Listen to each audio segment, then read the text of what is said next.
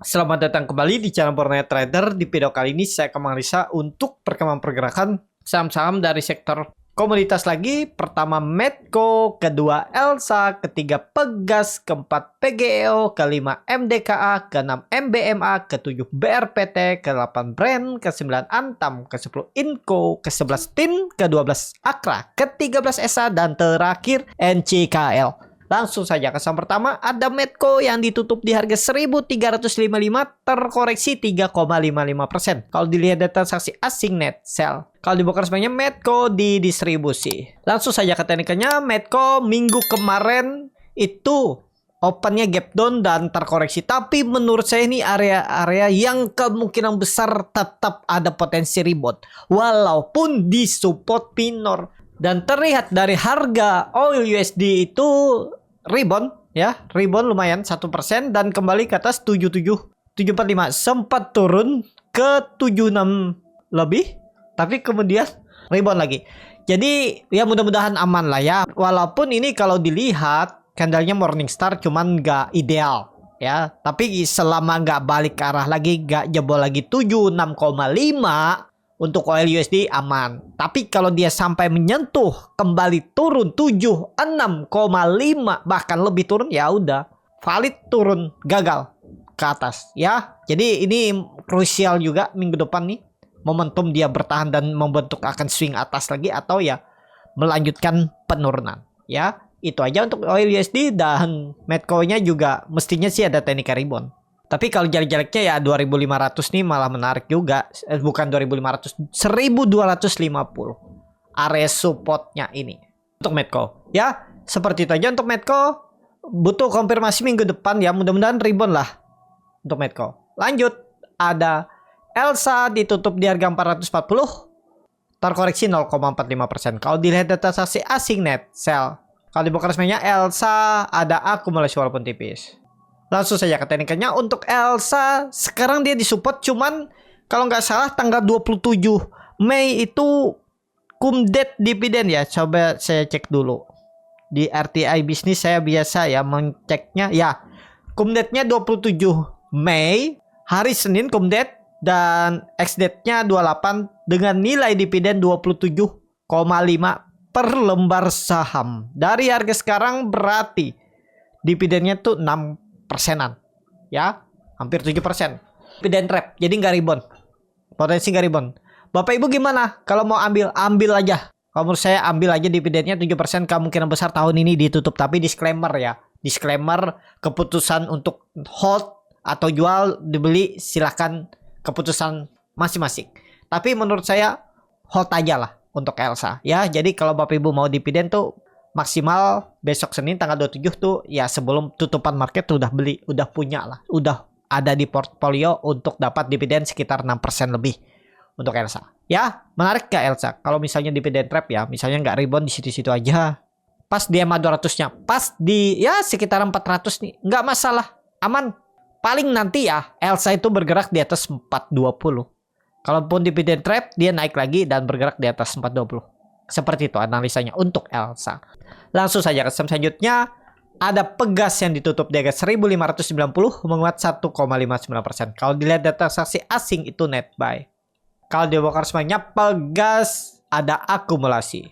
Langsung saja ke tekniknya, Pegas saat ini arahnya atas, masih berpulang menguji resisten kuatnya semenjak Januari 2023, berarti 1,5 tahun yang lalu ya, itu akan diujinya. Dan menarik nggak? Masih menarik, cuman kalau baru beli ya kurang ideal ya. Ada potensi upside kemungkinan besar seminggu ke depan tuh 3%-an.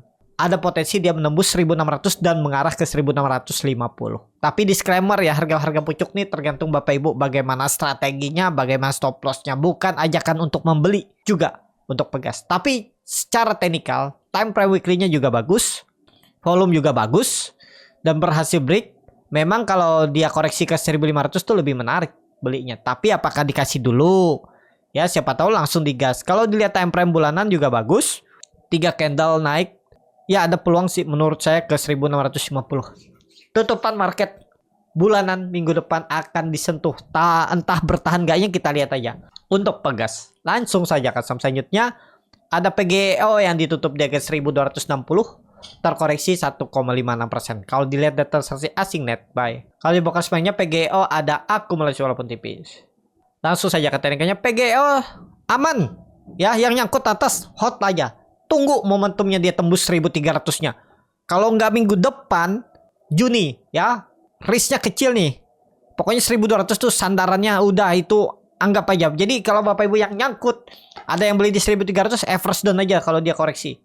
Ya, ke 1200-an itu untuk PGEO.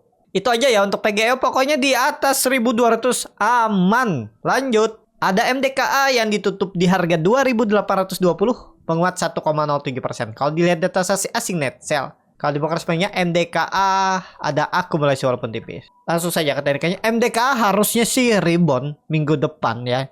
Jangan turun lagi lah, risknya sebenarnya jangan turun di bawah 2780. Kalau turun dari itu menurut saya gagal. Tapi kemana arahnya? Mudah-mudahan rebound lah. Butuh konfirmasi Senin Selasa tuh lah. Kalau ditembus 2900-nya sih 3000 tuh sentuh. Dan Bapak Ibu perhatikan, sebenarnya bukan 3000 tuh. 2900 saja tembus menarik. Dia breakout dari pola ini, bisa dibilang nih pola apa nih? Ascending triangle juga bisa ya. Atau dari tarik pendek seperti ini juga bisa. Ya, dia break 2900 digas ke atas. Momentumnya lebih condong kemana? Ke atas untuk MDK. Tapi Bapak Ibu perhatikan, MDK ini untuk kepemilikan masyarakatnya itu udah di atas 50%. Itu yang menjadi notifikasinya. Atau apa? Alarmnya ya. Masyarakat dan warkap itu sudah punya 50,9, hampir 51%. Ya, pengendalinya secara toga cuma punya 18%. Agak rawan juga nih, hati-hati ya. Invest di sini cocok nggak ya? Tergantung Bapak Ibu hitung dulu fundamental. Tapi secara teknikal menurut saya masih oke.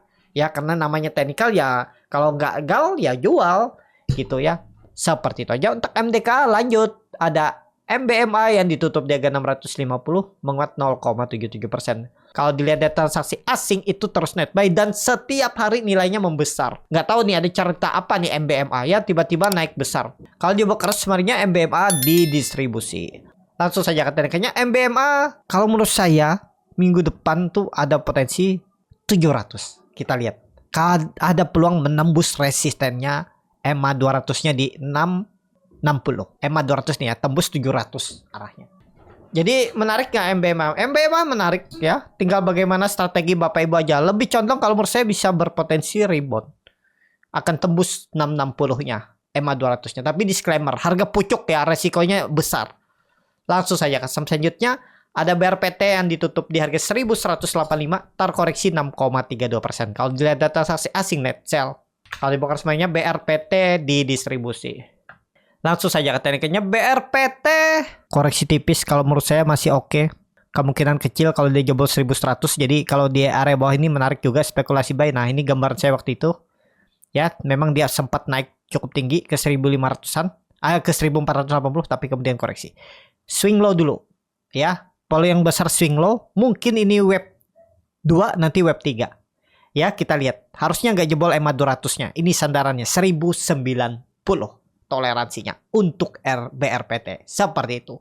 Langsung saja ke saham selanjutnya, ada brand yang ditutup di harga 11.250, menguat 0,89%. Kalau dilihat data transaksi asing net buy, kalau di broker semuanya brand didistribusi. Langsung saja ke teknikanya, brand saat ini dipucuk ya, jangan dipaksa. Ya, selamat kalau yang masih hot silakan. Tapi kalau Bapak Ibu yang punya baru naik 3%, 4% mending. Menurut saya TP aja. Resikonya besar nih ya. Karena dia udah naik sangat tinggi nih. Dari IPO-nya aja udah naik luar biasa ya. Dari kapan nih? Dari 900 ya. Sekarang di 11.000.